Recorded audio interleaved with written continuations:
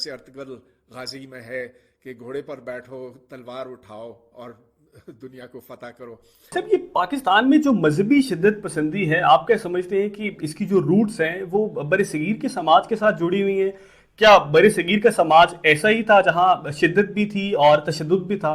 मुल्लायत यहाँ हर तरफ फैली है, फैली क्या बल्कि फैलाई गई है। मुस्तकबिल करीब में एक ऐसा मुआशरा, एक ऐसा समाज तश्कील देने में कामयाब होंगी जहां सबके लिए बराबरी हो, जहां नफरत ना हो, या फिर आप समझते हैं कि हम तादमे मर्ग इस नफरत की आग में जलते रहेंगे? और फिर हम बस सिर्फ 1400 साल पहले रहने के काबिल रह जाएंगे। अगर हमने ये किया और ये करते रहे तो शाहदुल्ले के चूहे पैदा होंगे, वो नहीं जो दुनिया के मसाइल का मुकाबला कर सकें। अस्सलाम वालेकुम, I am your host Ehsan Bajwa and you are watching remote podcast. आज के इस एपिसोड में हमें डॉक्टर परवेज़ अमीर अली हुदवाई ज्वाइन करेंगे। डॉक्टर साहब के हवाले से एक ख़ास बात ये है कि मैं इन्हें एक मुद्दत से पढ़ और सुन रहा हूँ, जिसकी बुनियादी वजह फिज़िक्स या रियाजी के इनके लेक्चर नहीं बल्कि इनके आज़ाद ख़यालात हैं, जो कि मुझे अपनी तरफ मुतवज्जह करते हैं और मेरे ज़मीर को सोचने पर जो है मजबूर करते हैं। बगैर किसी ताख़ीर के डॉक्टर साहब की तरफ जाएंगे। Welcome and thank you so much doctor साहब। थैंक यू, बहुत शुक्रिया आपका एहसन साहब। डॉक्टर साहब, मेरा पहला सवाल आपसे थोड़ा ज़ाती नौयत का होगा। मेरी वालदा को एक बहाम है कि जो स्टूडेंट्स रियाजी या फिर फिजिक्स के अंदर महारत नहीं रखते, वो अमूमन उनके हवाले से मेरी वालदा का एक जो है वो पर्सपेक्टिव है ख़ास किस्म का कि वो जो है वो ज़हीन नहीं होते। तो मैं आपसे जानना चाहूँगा कि वो तलबा जो कि रियाजी या फिजिक्स में उस तरह ज़हीन नहीं होते, वो अमली ज़िंदगी में तो ज़हीन कहला सकते हैं? जो स्टूडेंट यहाँ आजकल रियाजी में अपने आप को फेल महसूस करते हैं, ये हरगिज जरूरी नहीं कि उनका जहन तेज नहीं है। तेज हो भी सकता है, लेकिन जिस अंदाज में रियाजी और साइंस यहाँ पढ़ाई जाती हैं तो शायद ही कोई स्टूडेंट हो जो इन मज़ामीन को पसंद करता हो, क्योंकि न सिर्फ ये खुश्क हैं लेकिन जो पढ़ाने का तरीका है सो बिल्कुल गलत है। क्योंकि बुनियादी तौर पर रियाजी और साइंस अक्ल का इस्तेमाल है, इसमें आप प्रॉब्लम्स हल करते हैं। इसमें आप याद नहीं करते कि ये फार्मूला है, वो फार्मूला है, आप इस एंगल को यहाँ से यहाँ तक मेजर करें वगैरह, वो नहीं है। इसमें चीज़ों को जोड़ा जाता है जिस तरह से आप एक जिक्सॉ पजल हल करते हैं। डॉक्टर साहब, गुज़िश्ता दिनों मैदान में एक मकान की खुदाई के दौरान 3000 साल पुराना बुदहा का एक मुजस्समा दरियाफ्त हुआ, जिसके बाद वहाँ के एक मुकामी मौलवी ने एक फतवा सादर किया कि जो शख्स इस मुजस्समे को नहीं तोड़ेगा उसका निकाह ख़त्म हो जाएगा। मेरा इस तनाजुर में आपसे सवाल ये है कि आखिर हम पाकिस्तानी तारीख से इतने खौफज़दा क्यों हैं? देखिए, ये तो उस कॉन्ट्रैक्टर ने तोड़ा और उस मौलवी ने ये फतवा दिया कि इस मुजस्मे को तोड़ा जाए, लेकिन सारे पाकिस्तानी इस तरह से नहीं है। कुछ हैं जो तारीख की कदर करते हैं, जो समझते हैं कि ये आसार कदीमा हमें माजी के बारे में बताते हैं कि इन्हें रखा जाए म्यूजियम्स में, इन्हें महफूज किया जाए।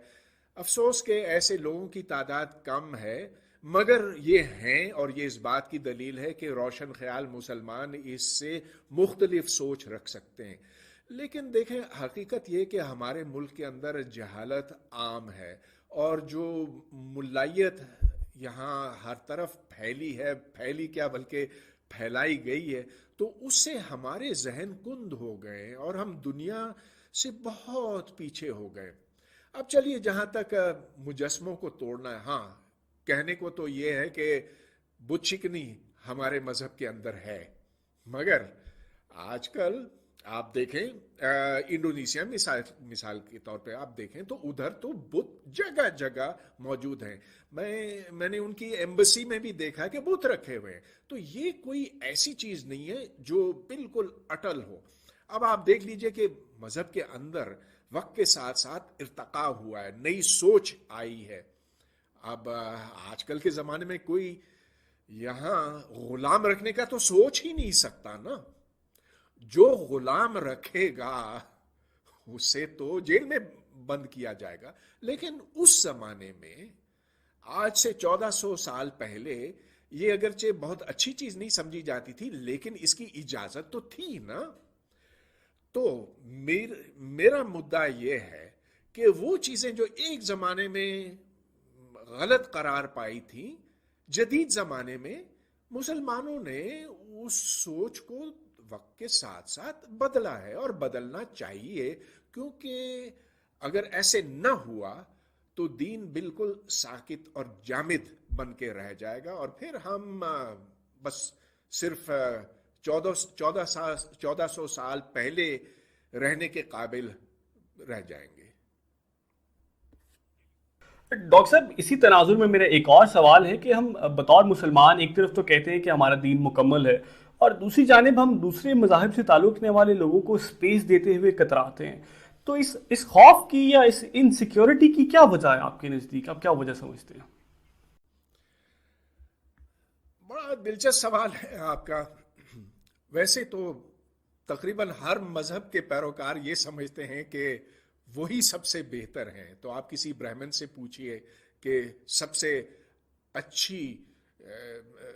اچھا مذہب کون سا ہے اور سب سے اچھا کاسٹ کون سا ہے، تو وہ کہے گا کہ برہمن۔ ظاہر ہے اس کی نظر میں یہی ہوگا۔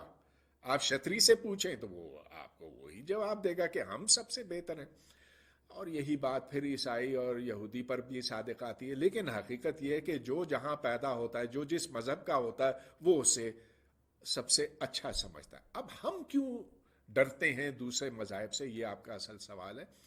کیونکہ ہم اپنے ماضی کو دیکھتے ہیں اور کہتے ہیں کہ ہاں ایک زمانہ تھا جب ہم بہت عظیم تھے، جب ہم نے دنیا کو فتح کر لیا تھا، جب پوری دنیا ہماری شان و شوکت کو قبول کرتی تھی، اور اب ہمیں کوئی گھاس ہی نہیں ڈالتا ہے۔ تو چلیے اب ہم اپنی ماضی کی طرف چلیں، اور جیسے ارطغرل غازی میں ہے کہ گھوڑے پر بیٹھو، تلوار اٹھاؤ اور دنیا کو فتح کرو۔ مگر اس طرح سے کام نہیں چلے گا۔ تو دیکھیے یہ زمانہ ہے کہ ہمیں اپنا دماغ کھلا رکھنا چاہیے۔ آپ ذرا اسلام کی ماضی کی طرف دیکھیں، وہ دور جو 9ویں اور 13ویں صدی کے بیچ میں تھا، تو اس زمانے میں مسلمان اتنے آگے کیوں تھے؟ اس لیے تھے کہ اس وقت ہم نے یونان کے تعلیم کو کھلے دل سے تسلیم کیا تھا، اس سے ہم نے استفادہ کیا، اس میں ہم نے پھر اضافہ کیا، اور یہی وجہ ہے کہ آج دنیا کہتی ہے کہ ہاں مسلمان تہذیب یافتہ لوگ ہیں، یہ صرف یہ منگولوں کی طرح جنگلی لوگ نہیں ہیں، یہ صرف تلوار والے لوگ نہیں ہیں، پڑھنے لکھنے والے لوگ ہیں۔ اور وہ اس لیے ہو سکا، صرف اس لیے ہو سکا کہ اس زمانے میں دماغ کھلے تھے۔ ڈاکٹر صاحب، یہ پاکستان میں جو مذہبی شدت پسندی ہے، آپ کیا سمجھتے ہیں کہ اس کی جو روٹس ہیں وہ بر صغیر کے سماج کے ساتھ جڑی ہوئی ہیں؟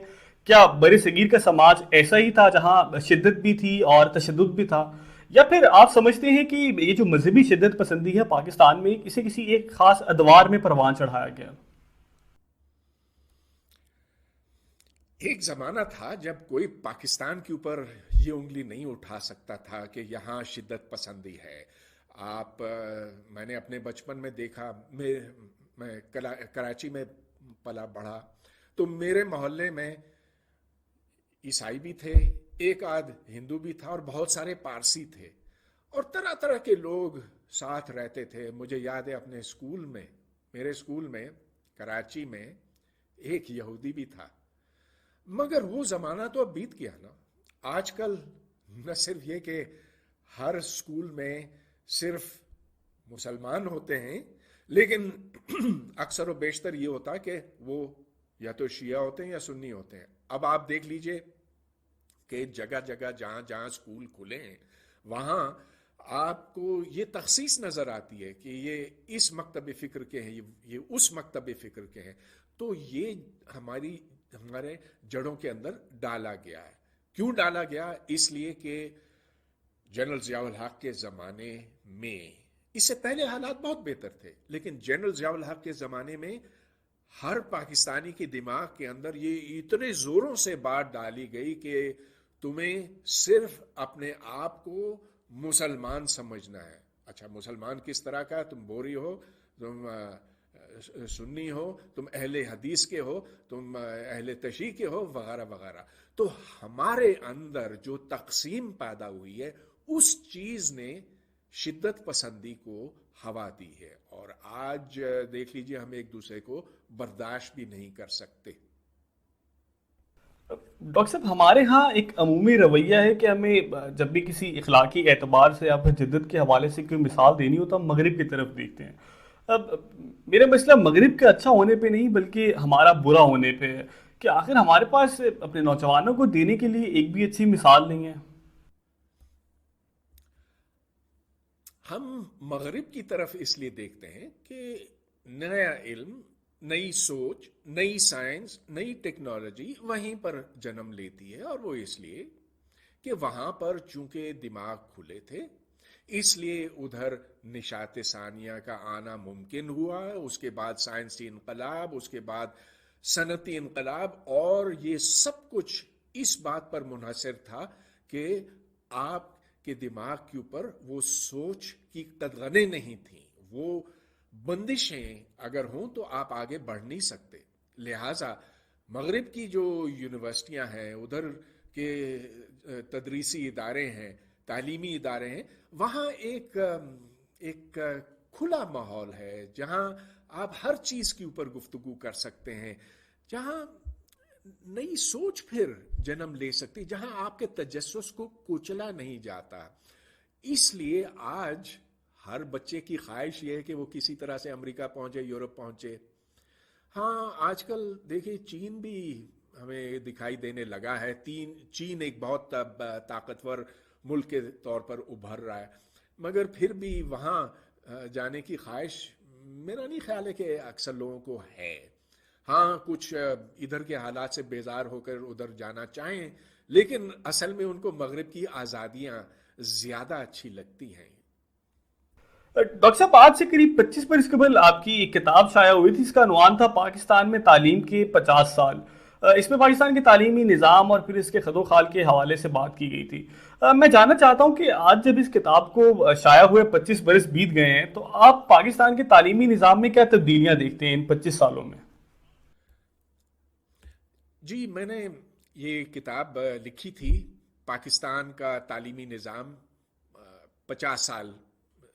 اس کا عنوان تھا education and the state 50 years of Pakistan, ریاست اور تعلیم کا تعلق. اچھا اب اس سے پہلے میں نے ایک ٹی وی سیریز کیا تھا راستے علم کے نام سے، اور یہ غالباً سن 1990 کی بات ہے. تو یہ اس سے پہلے میں نے کیا تھا، جس میں ہم پاکستان کے گوشے گوشے میں گئے تھے. جگہ جگہ ہم نے اسکولوں میں جا کر دیکھا کہ ادھر کیا کچھ پڑھایا جا رہا ہے، کیسے پڑھایا جا رہا ہے، اساتذہ کے کیا حالات ہیں، کہ نصاب میں کیا ہے، طریقہ تعلیم کیا ہے، امتحانات کس طرح سے لیے جاتے ہیں، وغیرہ وغیرہ.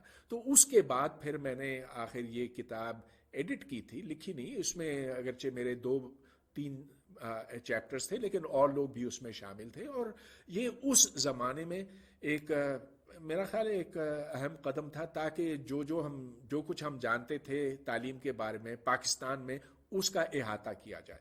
اچھا اگر اس زمانے کا مقابلہ آج کل کے زمانے سے کیا جائے تو کچھ دل خوش نہیں ہوتا.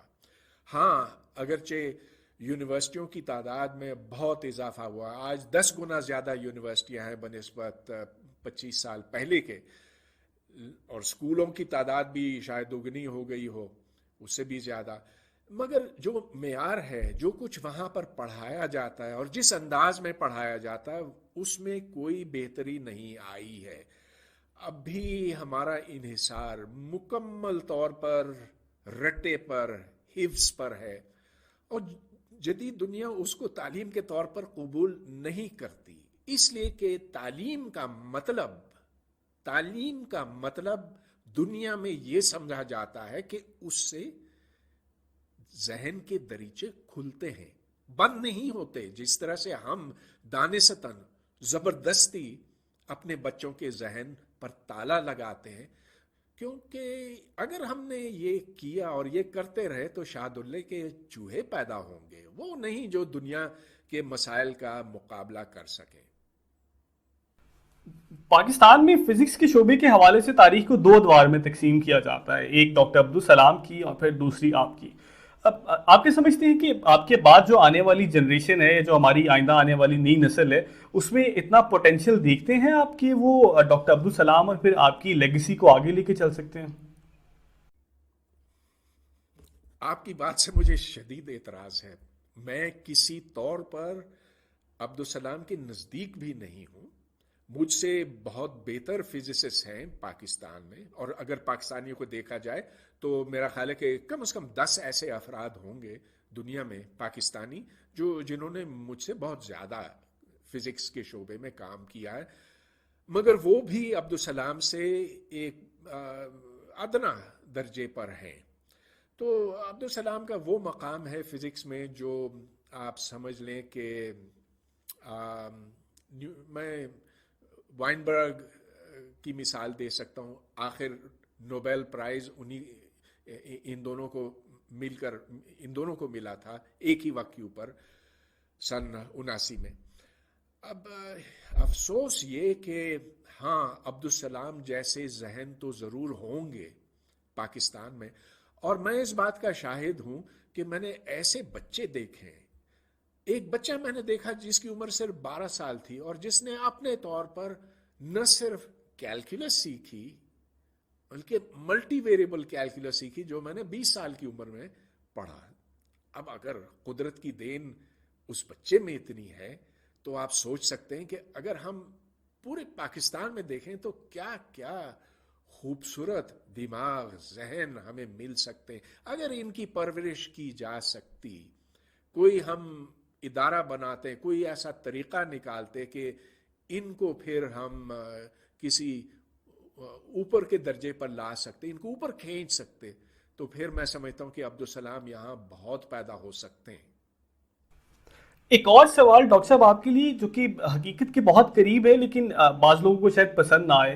ڈاکٹر صاحب، پاکستان میں محب وطن ہونے کے لیے آخر سرکاری طور پر مسلمان ہونا کیوں ضروری ہے؟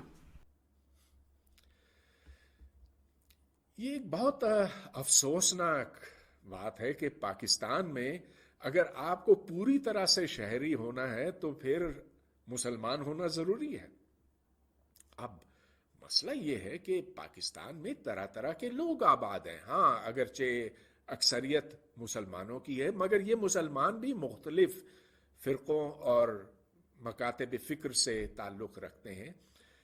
یہاں پر عیسائی بھی ہیں، یہاں پر ہندو بھی ہیں اور احمدی بھی ہیں، اور یہ سب حب الوطن ہے. اچھا اب میں ذرا آپ کو یہ بتاتا چلوں کہ حب الوطنی کا مطلب کیا ہے. یہ نہیں کہ آپ کسی دوسرے ملک سے نفرت کریں، یہ نہیں کہ آپ زور سے قومی ترانہ گائیں اور سلوٹیں ماریں. یہ تو ہر ایک کر سکتا ہے، ہر دھوکے باز 2 نمبری یہ کام کر سکتا ہے. لیکن اصل مطلب یہ ہے حب الوطنی کا کہ آپ لوگوں سے، پاکستان کے لوگوں سے محبت کریں. دیکھیں نا، حب کیا ہے؟ محبت ہے نا. تو جب کوئی اپنے لوگوں سے محبت کرے گا، یہ نہیں کہ ادھر کی مٹی یا ادھر کے پانی یا ادھر کی ہوا سے. وہ مٹی پانی ہوا دنیا جہاں میں ایک ہی ہوتی ہے، لیکن پاکستان کے لوگوں سے بنا ہے. اس سے جو پیار کرتا ہے اسے میں حب الوطن کہتا ہوں. اور اس کی مثالیں میں نے دیکھی ہیں. میں نے دیکھا تھا 2005 میں جب سارا پاکستان راولا کوٹ اور بالا کوٹ کی طرف چلا تھا اور بالکل کھلے دل سے انہوں نے سب کچھ زلزلہ زدگان کو ان کی مدد کی تھی. ایسے موقع ہیں. اب سب سے زیادہ حب الوطن شخص کون تھا؟ میرے خیال میں عبدالستار عیدی. ڈاکٹر صاحب، آپ کیا سمجھتے ہیں کہ ہم مستقبل قریب میں ایک ایسا معاشرہ، ایک ایسا سماج تشکیل دینے میں کامیاب ہوں گی جہاں سب کے لیے برابری ہو، جہاں نفرت نہ ہو، یا پھر آپ سمجھتے ہیں کہ ہم تا دم مرگ اس نفرت کی آگ میں جلتے رہیں گے؟